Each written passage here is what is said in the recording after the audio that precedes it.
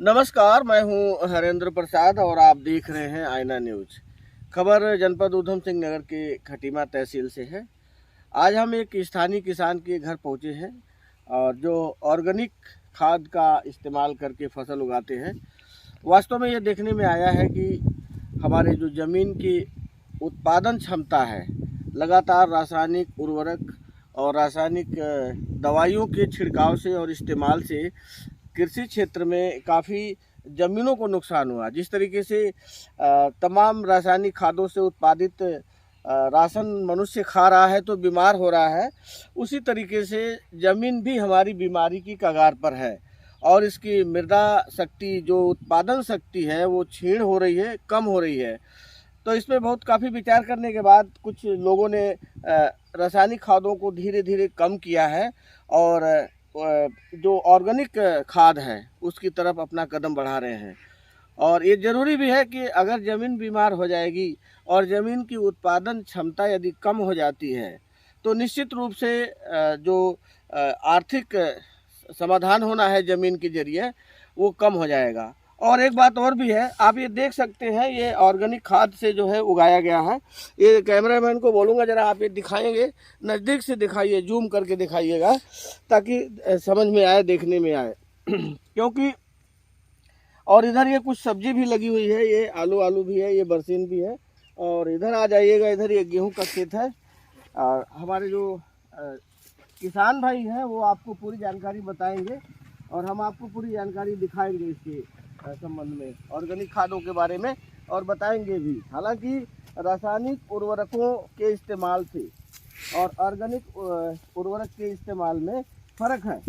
रासायनिक में खाद और दवाई का पैसा ज़्यादा लगता है और खर्च भी ज़्यादा आता है, जबकि इसमें जो आपका उत्पादन क्षमता है थोड़ा बहुत कम हो सकता है, इसमें तो कोई दो राय नहीं है, लेकिन ज़मीन की सेहत बनी रहेगी।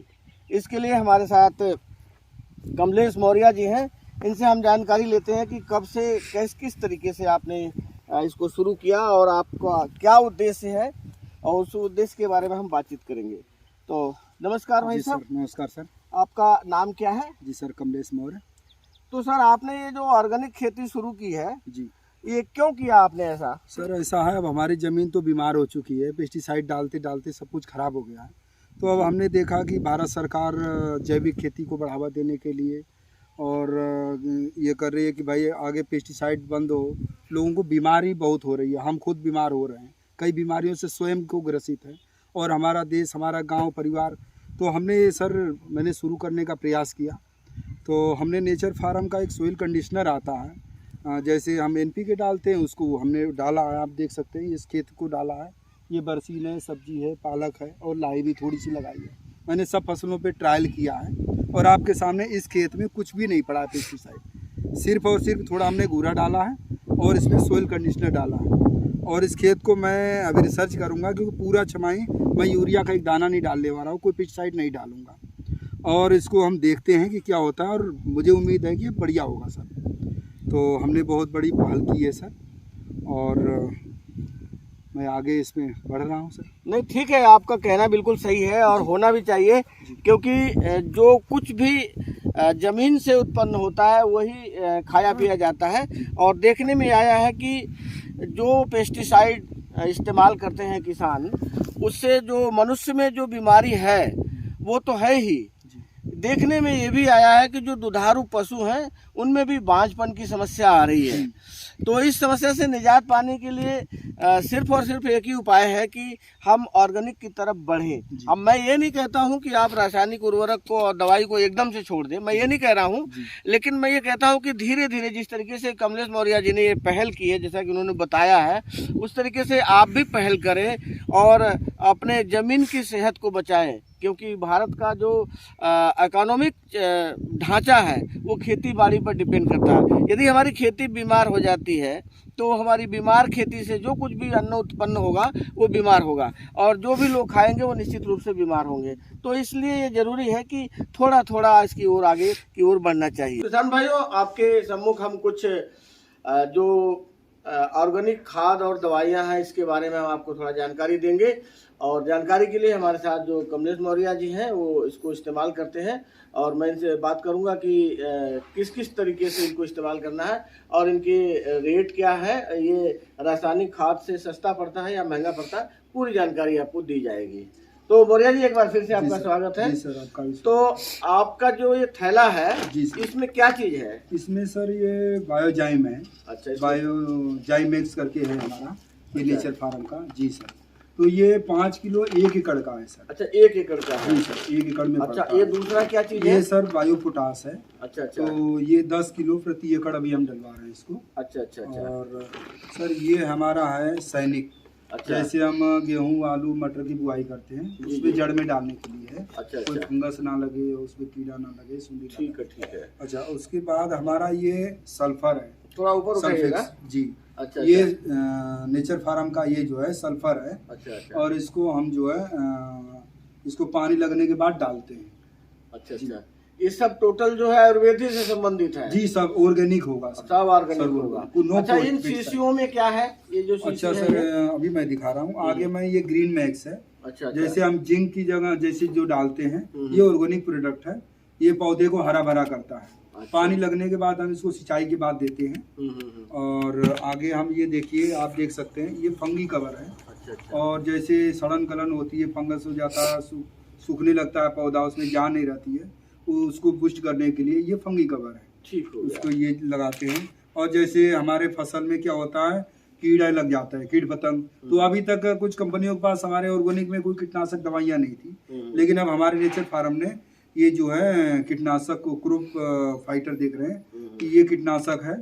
इसको हमारा जो कीड़ा भी लगता है तो हम इस ऑर्गेनिक दवा से भी कीटनाशक को हम मार सकते हैं कीड़े। अच्छा, ये टोटल ऑर्गेनिक है? जी सर। अच्छा, वो बड़ी शीशी में क्या है आपका? जी सर, ये है आपका क्रॉप किंग। क्रॉप किंग है, ये ग्रोथ प्रमोटर है। अच्छा अच्छा। क्योंकि जब हम ऑर्गेनिक करते हैं तो हम तो यूरिया नहीं डालते हैं, तो उसकी जगह हमारा ये नेचर फार्म का ये क्रॉप किंग है। ये जो है क्या करता है, ग्रोथ यानी बढ़वार में भी काम करता है, कल्ले में भी। तो ये अच्छा इसका रिजल्ट हाइट के लिए हो गया। और ये छोटा सा क्रॉप फाइटर है, ये आधे एकड़ के लिए छोटा पैक है, जो छोटा किसान शुरुआत करता है उसके लिए हो गया। और हमारे देखते हैं किसानों का क्या होता है, नीलगाय, सुअर, जंगली पशु जो नुकसान करते हैं उसके चर जाते हैं, इसके लिए ये रक्षक है। अच्छा अच्छा। जी। अच्छा, ये तो आपने बहुत बढ़िया बात बताई। जी। तो ये जो रक्षक है, इसके डालने से जानवर खाएंगे नहीं उसको, फसल को? जी सर, देखिए जो जंगली पशु है वो तो श्योर नहीं खाएगा। अच्छा। लेकिन जैसे हमारा गाय है, बछड़ा, सांड जो हम लोगों ने छोड़ दिया है, क्योंकि हम उसको खेतों में तो डालते रहे, उसको खिलाते, तो उसकी आदत बनी हुई है। अच्छा, तो उसके अंदर ये क्षमता तो नहीं रहती कि वो सूंघ करके खाए, वो देख करके खाता है। अच्छा, क्योंकि वो उसको ये नहीं पता होता है कि, क्योंकि उसकी आदत बनी हुई है कि बरसीन है, मुझको खाना है। अच्छा, वो सूंघ नहीं सकता। ओके। और कुछ पशु सूंघ भी लेते हैं, लेकिन कुछ खा भी सकते हैं। तो उस पर हम दावा नहीं कर सकते कि वो हमारे सांड कभी किसी को हम दे देंगे तो कोई कह देगा ऑब्जेक्शन कर दे तो सांड खा रहा है, भैया आपने मना किया, क्योंकि वो पशु है सर, वो खा सकता है। और ये जैसे क्रॉप गोल्ड है, ये भी देखिए ग्रोथ प्रमोटर है। ये जो है पाउडर में, इसको हम घोल के स्प्रे भी कर देते हैं। और इसको हम जो है अपने सोइल कंडीशनर जो हमारा जो NPK आता है नेचर फार्म का, उसमें हम मिला के भी डाल देते हैं। तो हमारा खेती सर क्या होगा, पेस्टिसाइड से लगभग 10 से 20% सस्ती भी पड़ती है, और उत्पादन भी अच्छा होता है। और हमारा क्या होता है, ऑर्गेनिक की एक मंडी है हमारे प्रदेश में, हल्द्वानी, जो कि कुछ वर्षों से खुल चुकी है।